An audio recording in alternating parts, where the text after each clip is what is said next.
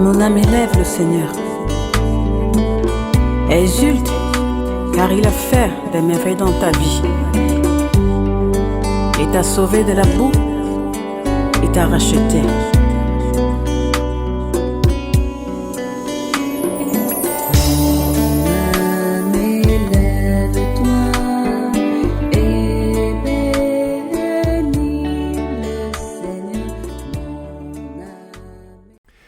Chers amis, bonsoir. Joie nouvelle de se retrouver sur Zone 100.3. Il est 17h01 dans le studio de Christ Radio en ce 20 octobre 2020. Donc nous sommes dans notre réflexion sur l'amour à partir des fruits de l'Esprit Saint dans Galates chapitre 5 verset 22. Premier fruit, l'amour.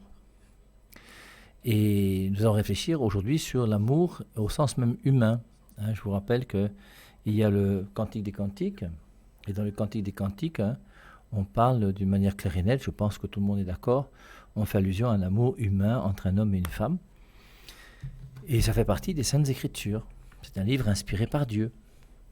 Et tout ça, je crois, c'est pour montrer que celui qui aime est de Dieu. Celui qui n'aime pas n'est pas de Dieu.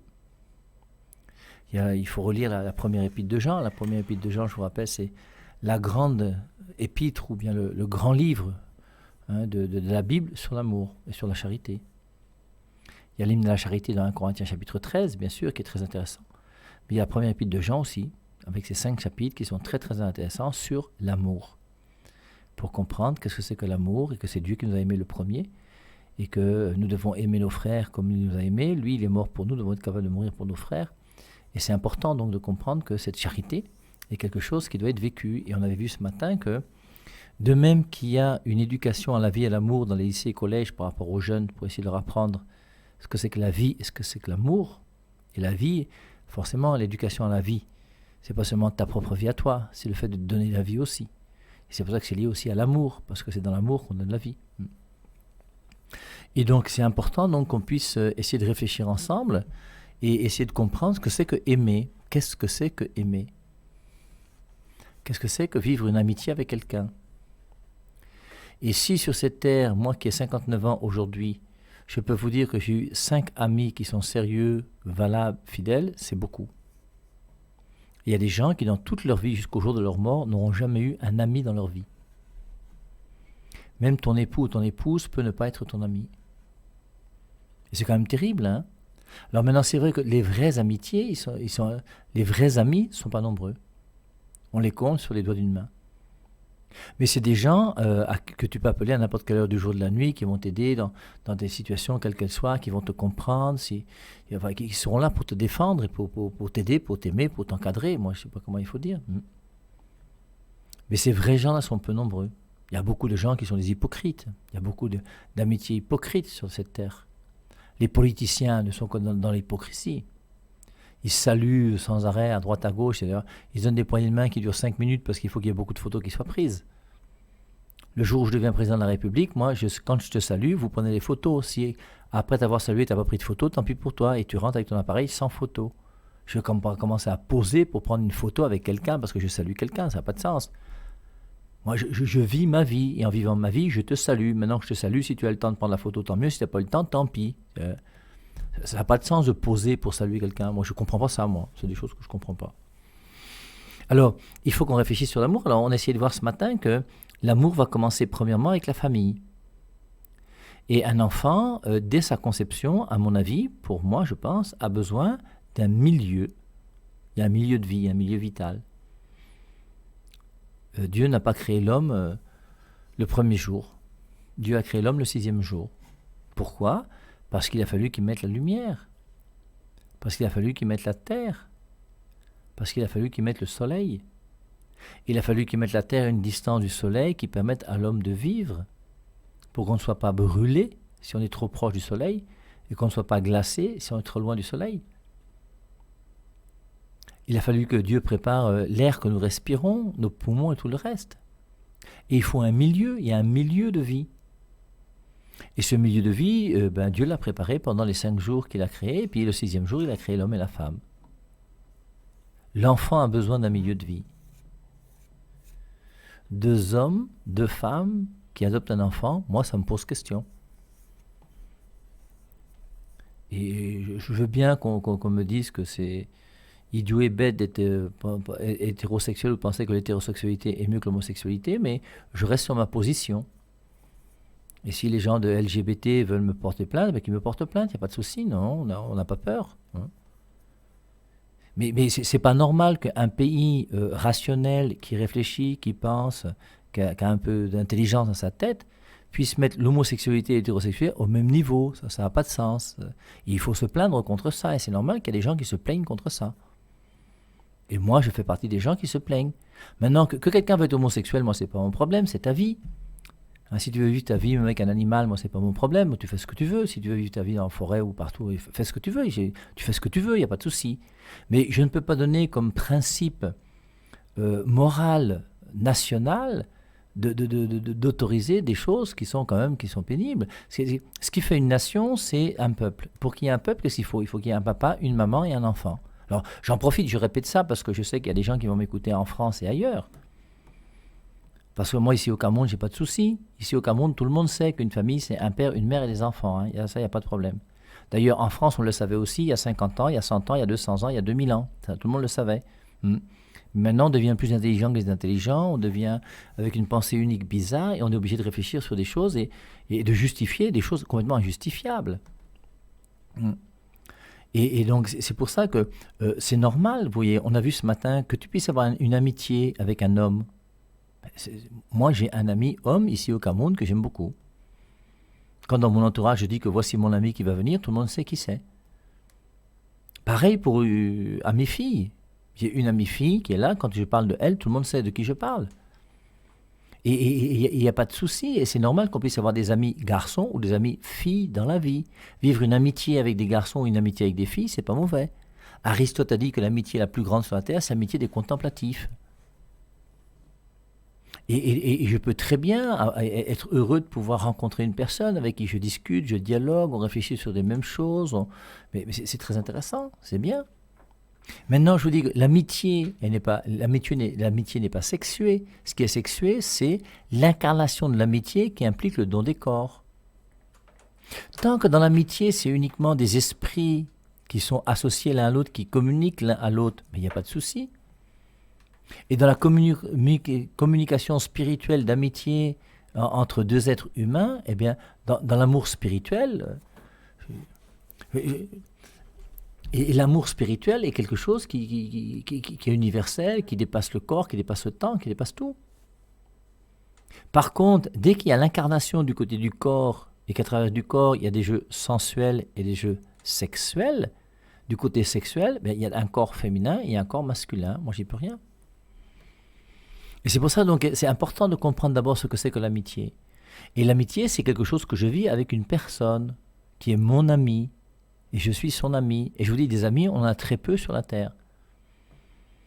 Je vous avais déjà dit une fois sur les ondes, et je vous répète encore aujourd'hui, c'est que si vous prenez la liste de tous les gens que vous avez dans vos contacts, vous prenez Facebook, WhatsApp, Instagram, TikTok, je ne sais pas quoi, tout ce que vous avez comme agenda, hein, et votre téléphone, bien sûr, sans oublier votre téléphone et tout le reste. Vous prenez la liste de tous les gens que vous avez, avec qui vous avez des contacts, tous ces gens que vous connaissez.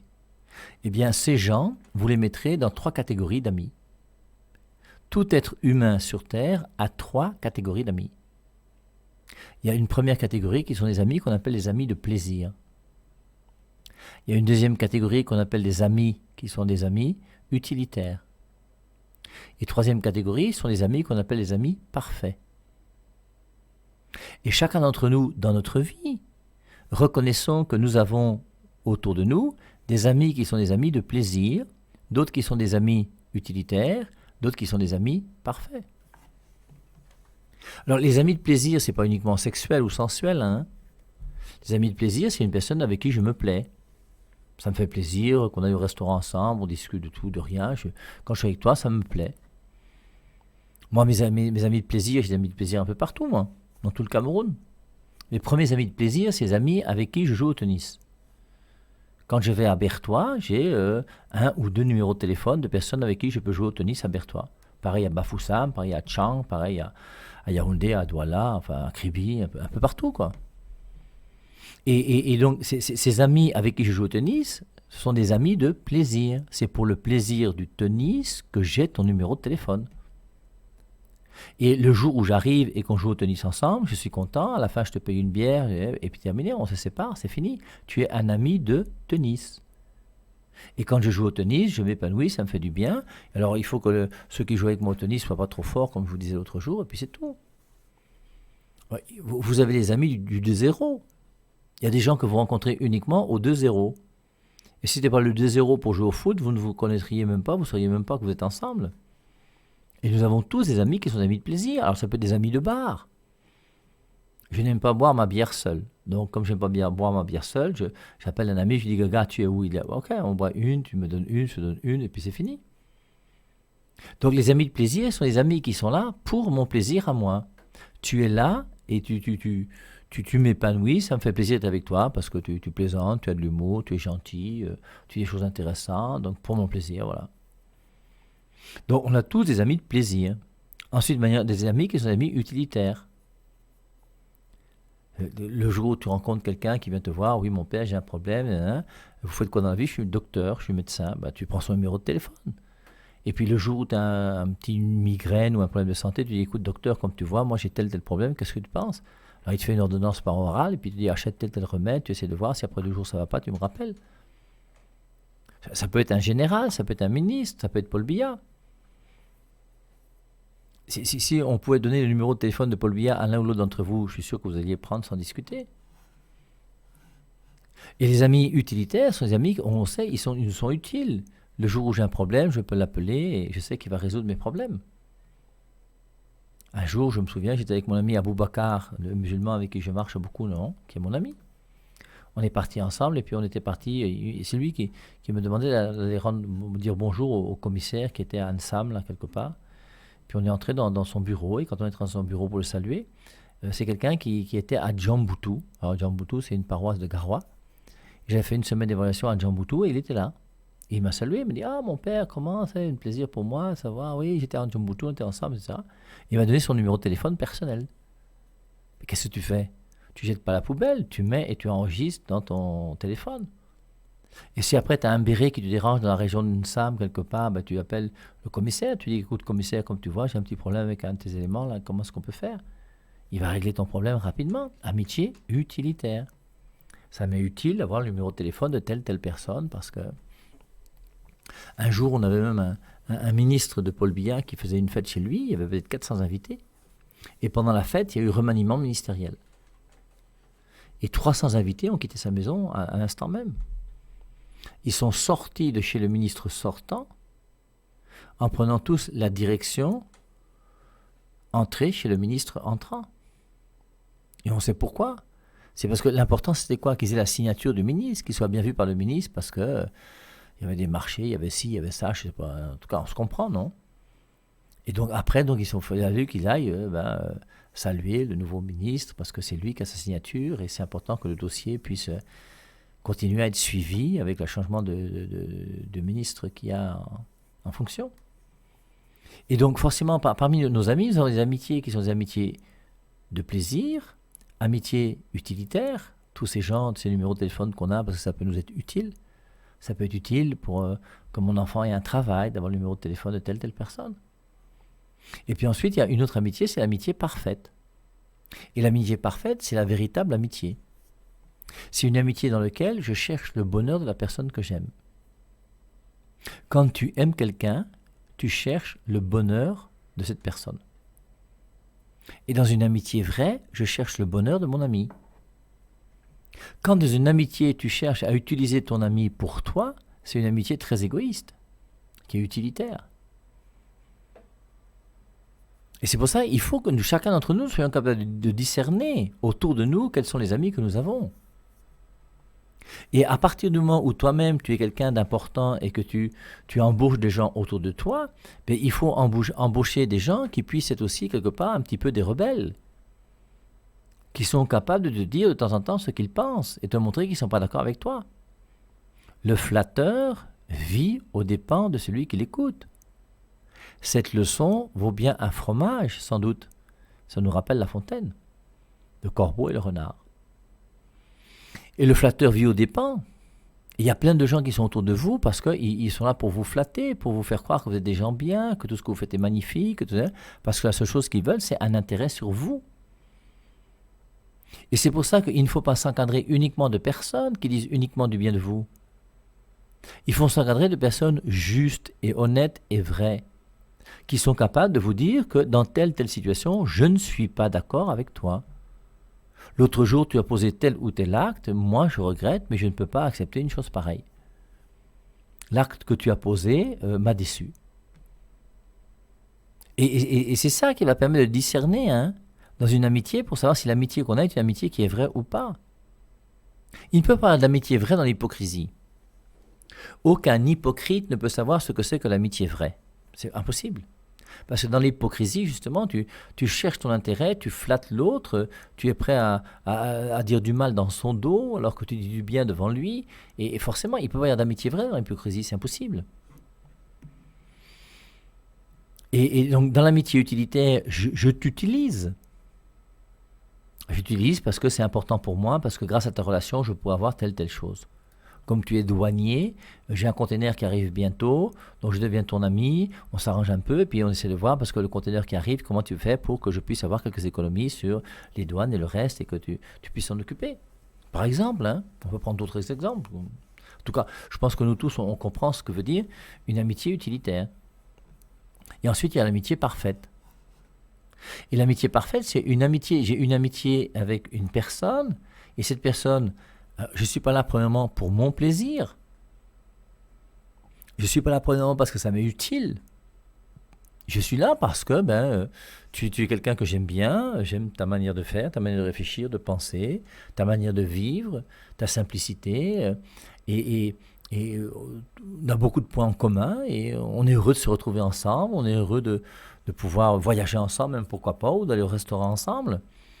C'est une joie, c'est toujours agréable, je retire quelque chose de positif, et toi aussi, on est content de cette amitié qu'on vit ensemble. Et c'est une amitié qui est là, dans laquelle je cherche le bonheur de la personne qui est mon ami. C'est très difficile pour quelqu'un qui a beaucoup d'argent d'avoir des amis. Parce que quand tu as beaucoup d'argent, tu ne sais jamais si les gens viennent autour de toi pour ton argent ou pour toi-même. C'est un dilemme aussi pour certaines personnes qui veulent se marier. Est-ce que cette fille est avec moi parce que j'ai un bon travail? Ou une fille qui a un bon travail, est-ce que le gars est avec moi parce que j'ai beaucoup d'argent? Et il faut être capable de discerner. Et c'est pour ça, vous voyez, que ce discernement déjà entre amitié de plaisir, amitié utilitaire, amitié parfaite, m'aide à essayer de voir autour de moi quels sont les amis qui sont réellement sérieux et valables. Et c'est pour ça qu'on comprend donc qu'il y a un discernement qui vient de l'intelligence par rapport à l'amitié. Et c'est pour ça que ce n'est pas parce que j'aime une personne que je dois me marier avec elle. Maintenant que j'aime cette personne en l'aimant, je discerne. Est-ce que cette personne est responsable? Est-ce qu'elle est sérieuse? Est-ce qu'elle est fidèle? Est-ce qu'elle est attentionnée? Est-ce que... Et c'est avec mon intelligence que je vais discerner parmi les gens qui sont mes amis, ceux qui sont des gens qui sont potentiellement de bons époux pour ma vie à venir. Je vous rappelle qu'on ne se marie pas avec le père de son enfant. Un jour, je crois qu'il y a un prêtre qui est allé voir Marthe Robin. Il lui dit, écoutez, pendant la retraite, là, il y a des gens qui sont venus, là, il y a un monsieur qui est là, il est venu et il a sa concubine, qui est la mère de son enfant. Et il voudrait se marier. Qu'est-ce que vous en pensez? Et Marthe Robin a répondu, c'est pas parce qu'on a fait une erreur en faisant un enfant qu'il faut faire une deuxième erreur en se mariant. S'ils s'aiment réellement, il n'y a pas de problème, alors à ce moment qu'ils se marient, bien sûr. Mais c'est pas parce que j'ai fait un enfant avec une fille comme ça, d'une manière hasardeuse et bizarre, que je vais commencer à m'engager avec elle comme si c'était l'amour de ma vie. Et si j'ai fait une erreur, ne faisons pas une deuxième en s'engageant avec quelqu'un qu'on n'aime pas. Dans le mariage, on s'engage avec quelqu'un qu'on aime. S'il n'y a pas un amour réel entre nous deux, ça ne vaut pas la peine de se marier ensemble, que les choses soient claires. Et les amitiés parfaites, donc les amitiés dans lesquelles je ne cherche pas à tirer un intérêt particulier de la personne avec qui je suis ami. Je ne suis pas là premièrement parce que ça me fait plaisir, mais dans une amitié parfaite, forcément, ça me plaît de me retrouver avec mon ami. Et dans l'amitié parfaite, le plaisir est là. Alors, pas plaisir sensuel ou sexuel, hein. Le plaisir de se retrouver avec des gens qui sont des amis. Il y a des gens avec qui on aime se retrouver. Moi, quand j'étais en France, on avait une association qui s'appelait OPHM, les œuvres du Père Hervé Marie. Il y avait plusieurs couples qui étaient là. Et on aimait se retrouver ensemble. Et moi, ce qui me plaisait, c'est que à chaque fois qu'on se retrouvait ensemble, on faisait des bonnes soirées, on mangeait bien, on buvait bien, on discutait bien. Et on ne disait jamais du mal de qui que ce soit. On plaisantait d'une manière comme des enfants entre nous. Et c'était bon, l'esprit était très bon et c'était magnifique. Donc, dans l'amitié parfaite, je cherche le bonheur de la personne que j'aime. Alors, vous voyez, en distinguant parmi nous, aujourd'hui, dans notre vie, quels sont parmi les amis que tu as, les amis qui sont des amis de plaisir. Alors, un ami de plaisir, je vous rappelle, c'est quelqu'un qui ne va jamais changer ta vie. Un ami de plaisir, c'est tu es ami parce qu'on joue au 2-0 ensemble. Le jour où on te coupe un pied, c'est fini, tu ne joues plus au 2-0, on n'est plus amis. Moi, mes amis de tennis, c'est mes amis de plaisir parce que je joue au tennis avec eux. Maintenant que je joue au tennis avec quelqu'un qui me renvoie la balle, bien, le jour où on lui coupe le bras et qu'il ne peut plus renvoyer la balle, forcément, je le vire de mon répertoire. Parce que je veux jouer au tennis avec quelqu'un qui me renvoie la balle pour que je puisse prendre un peu de sueur, que je puisse courir un peu, que je puisse me battre, que je puisse faire du sport pour être en bonne santé. Si maintenant, toi qui es en face de moi, tu es incapable de me renvoyer la balle, tu ne m'intéresses plus. Il faut quelqu'un qui soit là pour le plaisir de mon tennis.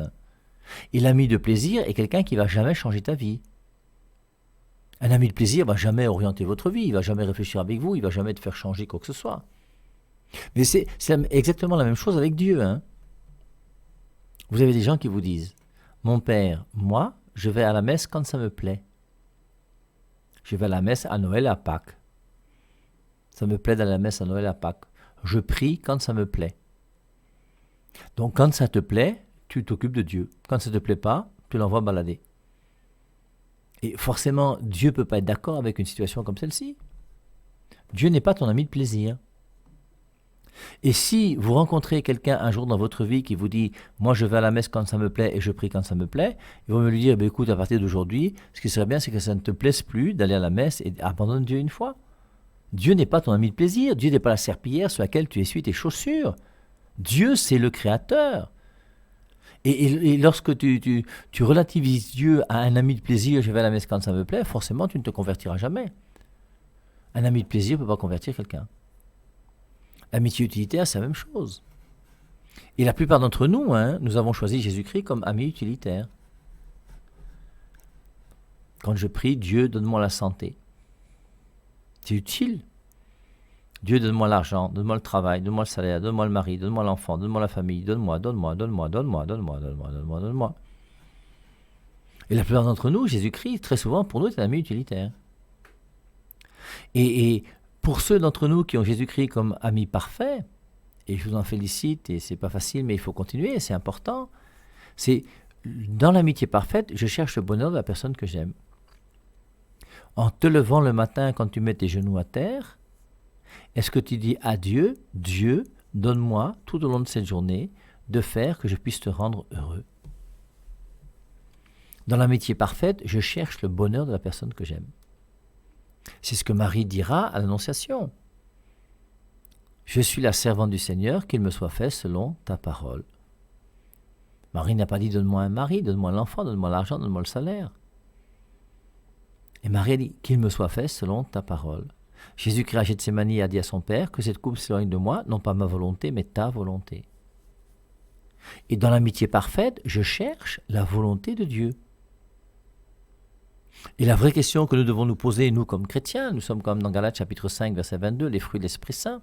Le premier, l'amour. Et est-ce que réellement dans cette relation amoureuse qui existe entre Jésus-Christ et moi, dans cette relation amoureuse que je vais vivre avec Jésus, est-ce que réellement ma relation amoureuse avec lui fait que j'ai une relation amoureuse envers un ami qui pour moi est un ami parfait? Et est-ce que je cherche dans ma vie, moi, à faire que Dieu soit fier et heureux de ce que je vis? Est-ce que je cherche le bonheur de Jésus-Christ à travers les actes que je pose? Et c'est pour ça qu'à partir du moment où je cherche à plaire à Jésus-Christ et à faire sa volonté, quand Jésus-Christ est mon ami parfait, mon bonheur, c'est de pouvoir vivre selon la parole de Dieu, pour que la parole de Dieu, je puisse la mettre en pratique dans ma vie, et en mettant la parole de Dieu en pratique dans ma vie, que Dieu soit fier de moi. Rappelons-nous le livre de Job. Job, chapitre 1 et 2. Pendant que les fils de Dieu venaient rendre visite à Dieu et qu'ils discutaient ensemble, bien Satan est venu. Et Dieu lui a dit, « D'où viens-tu ? Je suis allé parcourir la terre. » Et Dieu lui dit, « As-tu vu mon serviteur Job ? Il n'a pas son pareil sur la terre. » Et Dieu du haut du ciel n'ignore pas Job. Il connaît Job. Et la personne que Dieu a le plus connue lorsqu'elle était sur terre, forcément, c'est Marie. C'est pour ça que dans notre langage, on dit souvent que Marie est le paradis de Dieu. En ce sens où Marie est le lieu dans lequel Dieu aimait se plonger. Quand Dieu était avec Marie, il était pleinement épanoui. Et quand Dieu est avec nous, on espère qu'il est épanoui. Et il faut que chacun d'entre nous, nous puissions épanouir notre Dieu. Et je vais épanouir Dieu comment ? Bien, en acceptant au long de ma journée de faire des efforts pour mettre en pratique sa parole et pour faire la volonté de Dieu. Est-ce que Jésus-Christ pour moi est réellement un ami parfait ? Si c'est un ami parfait, je cherche son bonheur. Et le bonheur de Dieu, c'est quoi ? C'est que je devienne un saint ou une sainte. Deutéronome 30:15, je mets devant toi le bonheur et le malheur. Et quand tu choisis le bonheur, Dieu se réjouit.